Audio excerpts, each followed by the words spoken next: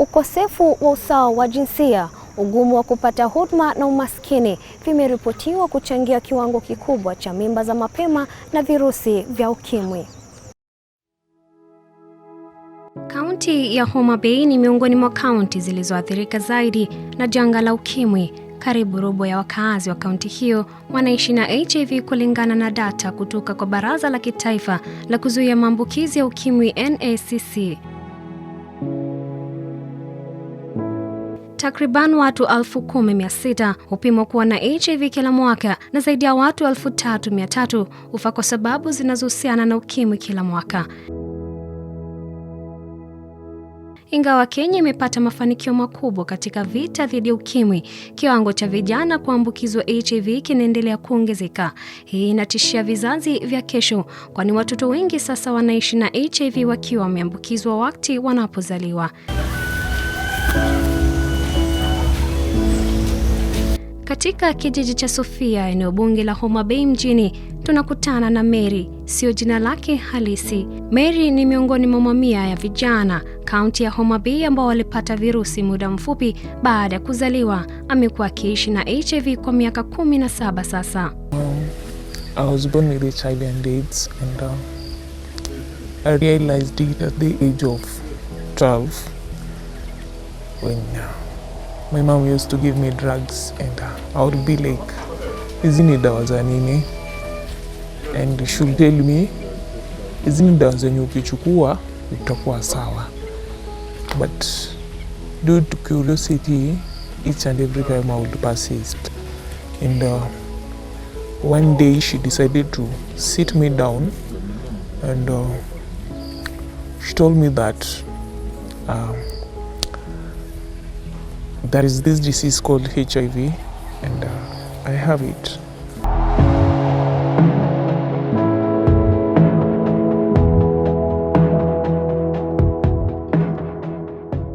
Kwa usaidizi wa familia yake, Mary amekubali hali yake ya afya.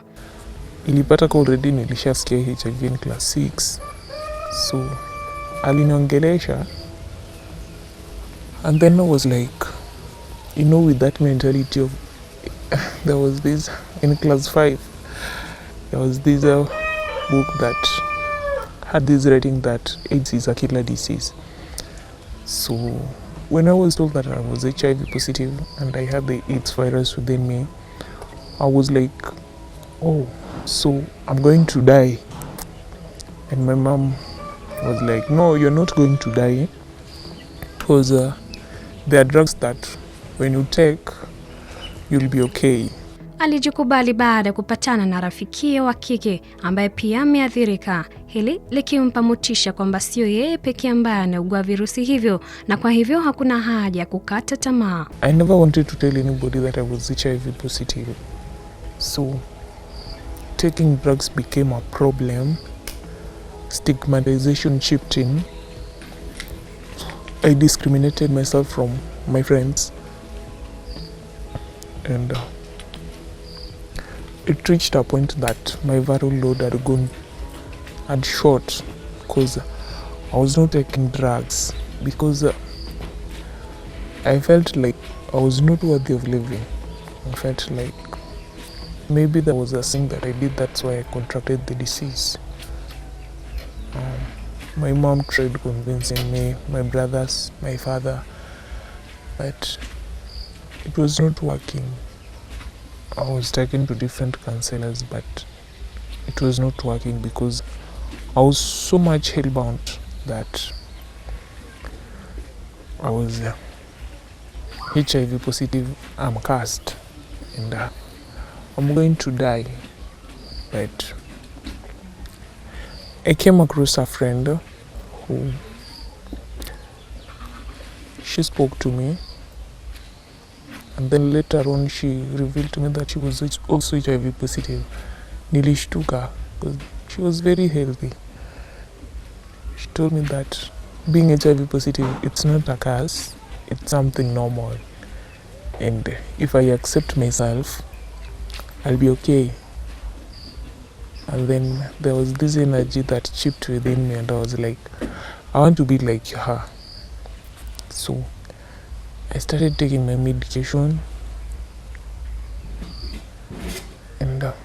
also considering my diet, because before that nilikuwa na starve myself sababu nilijua I was cursed. I felt like I should die. Yes. Tunakutana na Alex, sio jina lake halisi, pia kutoka kijiji hiki cha Sofia. Alex alipata virusi vya HIV akiwa kidato cha pili. Wakati huo alikuwa mwanafunzi katika shule kutwa iliyokuwa karibu na nyumbani. Lazima tulikuwa na mabeshte, tulienda sherehe. Then it was on a Friday night. So tukapata na club. Tuka-agree tukaenda nyumbani. Then we had unprotected sex. Yeah. So after that, I never saw the lady again actually. So nikarudi home. Monday niko shule kawaida, but then nikaanza after some weeks passed by, but ikaenda kuna like malaria, some headaches. Then nikaenda hosi, nikapimwa, hakuna malaria, nikapewa dawa. Then pia nikarudi nipewa headache kidogo. Then next time after some weeks tena ikarudi, but iko a bit serious. So nikaenda, then waka propose, okay, kama last time hakuna malaria, are you okay to kupima HIV test? Nikasema okay, you can do the test. Wakapima, and then wakaniuliza kama umepatwa na HIV, what will you do? How will you accept it? How reaction yako itakuwaje? Nikasema okay, na mimi najua first nilikuwa najua I'm not positive, I'm negative. So nikasema kama nimepatwa nita accept, nitachukua tu dawa, but hiyo nilikuwa naongea before upatikane naye.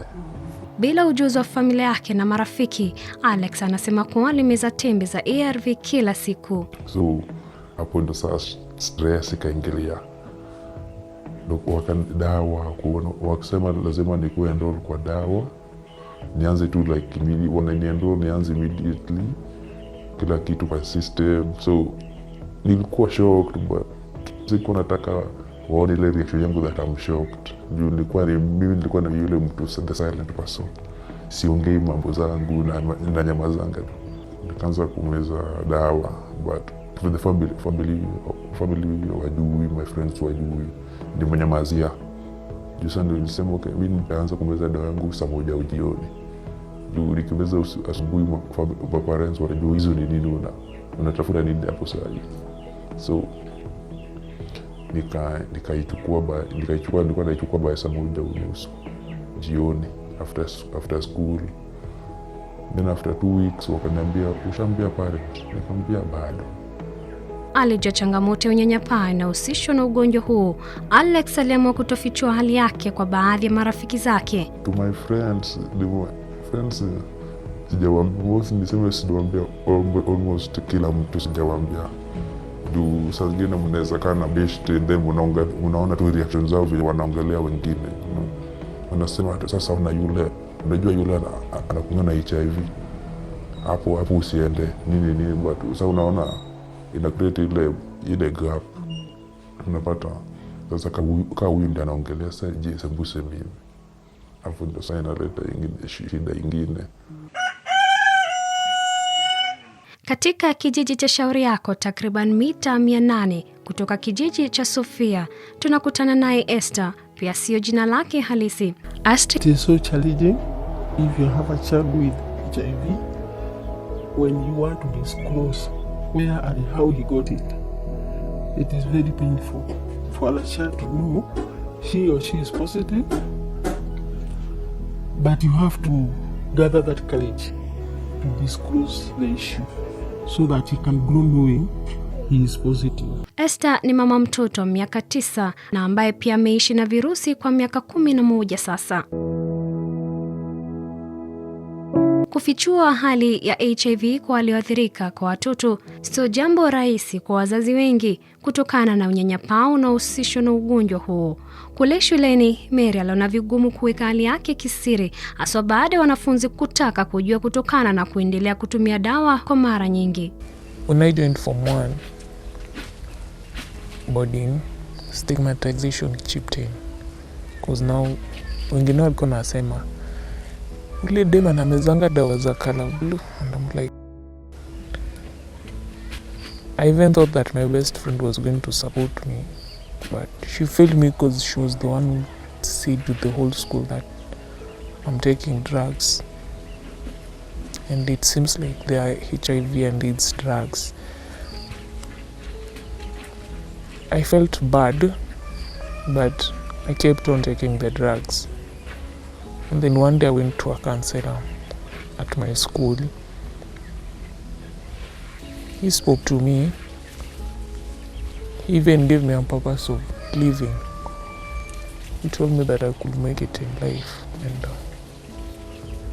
it's not about other people. It's about me. Watafiti kuhusu kuenea kwa HIV katika eneo la Homa Bay wametaja umaskini, desturi za kitamaduni na ngono ili kupata samaki ziwani kuchangia sana na maambukizi ya virusi, kaunti hiyo ikiwa pia ni sehemu kubwa ya mimba za utotoni. Homa Bay is still leading in the cases, and the number is mostly adolescents between the age 13 to 18 years. And this does not just only come with the HIV AIDS, it is now a double tragedy where we have got the HIV AIDS and teenage pregnancy. So they are together as part of it. So we are still leading, and just with the new cases of new HIV infections. So we still have the highest number which we had by last time. Then again, during the COVID, the number increased because there's a high number of new infections within the region. It's about the economic activity and what is actually happening within the society. And then the next thing being that we are a patriarchal community where men are the key decision makers within the society. So they associate it also with some taboos, like women can't go into the lake to fish. It is purely from the past up to now. It is a cultural thing where only men go to the lake to fish. So women are not involved. They either wait on the dry land or you go without fish. Ili kuziba pengo ndani ya jamii, Livda ambaye ni ukuzaji wa vipaa vya bonde la Ziwa Victoria na afya vijana inafanya kazi kwa karibu na vijana kukuza vipaji vyao. Wanafanya hivyo kwa kutumia maigizo na ukumbi wa michezo ili kujenga ufahamu wa ugonjwa huu. It's an open thing as long as you feel you are talented, and that goes hand in hand, whereby right now we are doing a workshop in terms to train people, both adults and young people. Rogers Omolo, mwanzilishi wa Activate Action, shirika la kijamii ambalo linasaidia vijana wa eneo hilo kuhusu masuala yanayohusu afya ya ngono na uzazi katika kata za kaunti ya Homa Bay. Every young person that test positive, they are being referred. Omolo anadhamiria kubuni mipango ambayo itatoa fursa nzuri kwa jamii kuzungumzia swala la HIV bila uoga. In terms of self-stigma, we are training them on how to accept their HIV status, how they can cope with their HIV status, and more how they can be productive even when they are living with HIV or disability. Kulingana na wataalamu wa masuala ya HIV, tabia za kama vile kuwa na wapenzi zaidi ya mmoja, kujitosa katika ngono bila kinga na kutumia dawa za kulevya ni baadhi ya mambo yanayochangia watu wengi kupata virusi vya Ukimwi. Vijana wanaoishi na virusi wanakabiliwa na unyanyapaa kutoka kwa jamii. Hii inawafanya kuhisi kubaguliwa, kama vile Jane Ngatia, mwanasaikolojia anavyotueleza. Does not believe that something bad can happen to them. That is one of the world view in the teenage, that they are good, they are smart, they can outdo anything, and they even believe they can't die, and that's why they take risks, you know. And in that confusion, some of them also get infected. But get to think of a teenager who discovers that they are living with HIV. That can be, first of all, very traumatizing. It can traumatize the teenager. And it can also throw them off balance in such a way that they begin to isolate themselves. They develop even withdrawal symptoms because they don't see how they will be able to engage with their own peers. And remember also, they experience peer pressure. And this peer pressure actually accelerates the story of I am different, I am not like them, they may not accept me, they may not like me. So those are some of the issues that the teenager will go through, and it can be quite tragic. And some of them even get depressed. Kulingana na takwimu za mpango udhibiti na Ukimwi na magonjwa zinaa, kaunti 10 zenye maambukizi ya juu zaidi ya HIV zikiwa ni Homa Bay kwa asilimia 18.5, Kisumu kwa asilimia 17.3, Siaya asilimia 16.2, Migori asilimia 11.8, Busia asilimia 6.7, asilimia 6.8 ikiwa kaunti ya Mombasa, asilimia 5.6 ikiwa kaunti ya Uasin Gishu, Nairobi ikiwa na asilimia 5.2, kaunti ya Vihiga ikiwa na asilimia 4.6 na asilimia 4.1 kaunti ya Trans Nzoia. Dolly Mwirigi Mbuvi, Dira ya Hope TV kutoka kaunti ya Homa Bay.